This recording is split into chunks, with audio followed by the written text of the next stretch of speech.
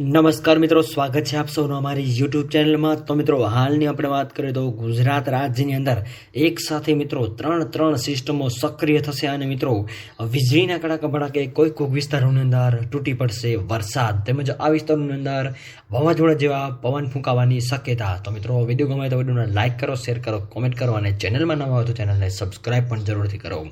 તો મિત્રો, હાલની આપણે વાત કરીએ તો ગુજરાત રાજ્યની અંદર એક તરફ ગરમીનો પારો સતત ઊંચે જઈ રહ્યો છે, એવામાં બીજી તરફ હવામાન વિભાગની સૌથી મોટી આગાહી જે નાગરિકોને ટેન્શન વધારી દે એવા સમાચાર મળી રહ્યા છે। રાજ્યમાં આગામી 4 એપ્રિલથી આપણે વાત કરીએ તો ગાજવીજ સાથે કમોસમી વરસાદ માવઠાની આગાહી હાલ વ્યક્ત કરવામાં આવી રહી છે।